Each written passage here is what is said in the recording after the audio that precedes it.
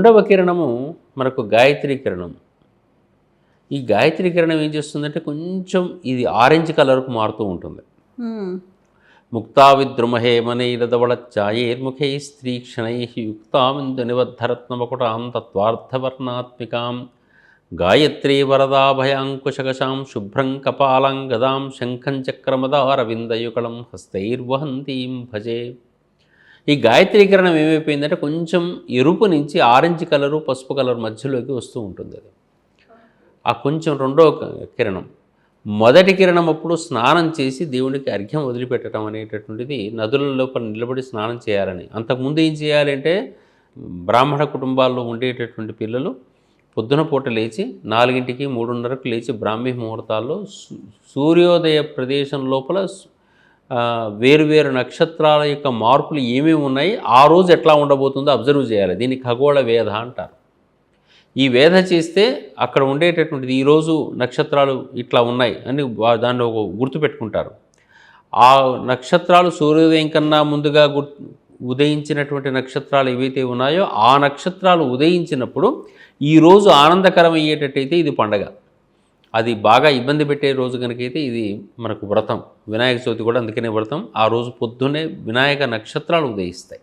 Okay. సూర్యోదయం కన్నా ముందుగా సూర్యోదయం ఉదయించే ప్రదేశం లోపల ఇదంతా గమనించాలి. గమనించిన తర్వాత సూర్యోదయ సమయంలో స్నానం చేయాలి.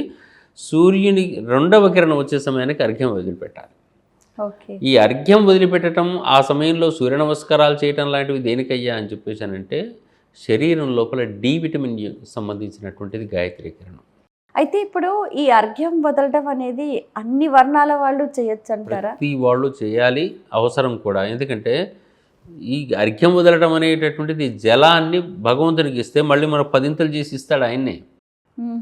భగవంతునికి జలాన్ని సమర్పించడం, తృప్తి పరిచే దాని పేరు తర్పణం అంటారు. నీళ్లు వదిలిపెట్టేటటువంటిదంతా కూడా అర్ఘ్యం అంటారు. చేతులతో ఇచ్చేది ఏదైనా అర్ఘ్యమే అవుతుంది. అది ఆయనకు గనక ఇచ్చేటట్టయితే, భగవంతుడు మన దగ్గర నుంచి జలాన్ని స్వీకరించేటట్టయితే మళ్ళీ 6 చేసి తీసుకుంటాడు. అసలు సూర్యుని యొక్క విశేషం అంటూ ఏం చెప్తారంటే, సముద్రం మీద ఉండేటటువంటి జలాన్ని స్వీకరించేటటువంటి సూర్యుడు మళ్ళీ మంచినీళ్లుగా మార్చి మనకు వర్షాన్ని కురిపిస్తాడు అని. అందుకనే ట్యాక్సీ తీసుకునేటటువంటి ఒకానొక రాజు అందరి దగ్గర నుంచి ఎందుకు తీసుకోవాలి అంటే మళ్ళీ 10 మంచి చేయడం కోసం, వాళ్ళు తినడానికి కాదు, మంచి చేసి సమాజానికి పంచడం కోసం ట్యాక్సీ తీసుకోవాలి అని చెప్పేసి సూత్రం ఎక్కడి నుంచి వచ్చిందనమాట. అట్లా నీళ్లు అంటే తాను పనికిరాంతి తీసుకున్నా కానీ మంచి చేసి ఇవ్వాలి, ఇది సూత్రం. ఆ సూత్రం ప్రకారం రఘువంశ మహారాజులు ఉన్నారు అని చెప్పేసి రఘువంశంలో కాళిదాసు రాస్తూ ఉంటాడు. అట్లా అటువంటి స్థితుల లోపల రెండవ కిరణం అర్ఘ్యం అందరూ ఇవ్వవలసిందే నిజానికి. ఎందుకంటే సూర్యునికి నీళ్లు, సూర్యుని కాంతి నేను తీసుకోవట్లేదా, దానికి ఇంకా వర్ణం ఏంటి, వర్గం ఏంటి, అసలు మామూలుగానే ఇవన్నీ వద్దు ఇంకా. కానీ అసలు సూర్యుని కిరణాన్ని స్వీకరించిన వాళ్ళు ఎవరు? అందుకని ఖచ్చితంగా అందరూ జలాన్ని ఇచ్చే సంప్రదాయం పెంచుకోవాల్సిందే. సరే, ఏదేమైనా మొత్తానికి రెండవ కిరణం శరీరం లోపల డి విటమిన్ సంబంధించిన కిరణం అందరికీ కావాలి. ఈ రోజుల్లో చిన్నపిల్లలకు డి విటమిన్ లేదని పొద్దున్న పుట్టగానే పిల్లల్ని తీసుకుని పోయి పైన మేడ మీద తీసుకుపోయి చూపించే సంప్రదాయం లేదా దానికి వెలుగులు పెడుతున్నారు, దానికి ఎంతో కొంత వసూలు చేసుకుంటూ. ఆ తర్వాత శరీరంలో రికెట్స్ కానీ ఆస్టియోపొరోసిస్ కానీ ఇవన్నీ ఏర్పడుతున్నాయంటే డి విటమిన్ లోపం. ఈ కాలంలో డి విటమిన్ లోపంతో చాలామంది కనపడుతున్నారు.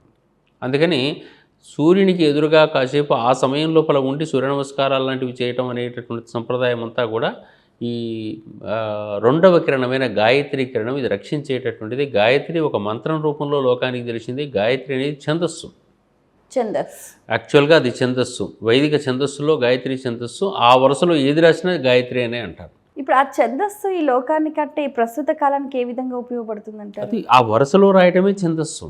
ఇప్పుడు ధియో యోన ప్రచోదయాత్ అని చెప్పేసి వక్రతుండాయ విద్మహే ఇట్లా మనకు చెప్పేటటువంటిది. తత్పురుషాయ విద్మహే మహాదేవాయ ధీమహి. ప్రతి చోట ఒక్కొక్క దేవుడికి పేరు చెప్పేసుకుంటూ వస్తుంది కదా, ఆ దేవుళ్ళ పేరు పెట్టి తన్ను అని చెప్పేసి ప్రచోదయాత్ అని చెప్పేసి అంటాం కదా. అదంతా గాయత్రి అక్షరాలు 24 అక్షరాల వరుస, అదంతే. ఆ అక్షరాల వరుస కాబట్టి గాయత్రి అనేటటువంటిది తర్వాత రోజుల్లో రక్షించేది అని అర్థంలోకి తీసుకొచ్చాను. గాయతాం ఇది అని చెప్పేసి గాయత్రి అని చెప్పేసి తీసుకొచ్చుకున్నాం. ఏది రక్షిస్తుంది అంటే నీ శరీర ఆరోగ్యాన్ని రక్షిస్తుంది ఫస్ట్ అది.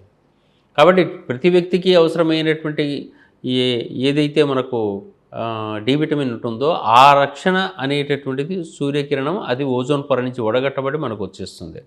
ఆ కిరణానికి మనం నమస్కారం చేయాలా వద్దా? అందుకని ఆ కిరణానికి చేసే నమస్కారం రెండో రోజు పూజ. ఓకే.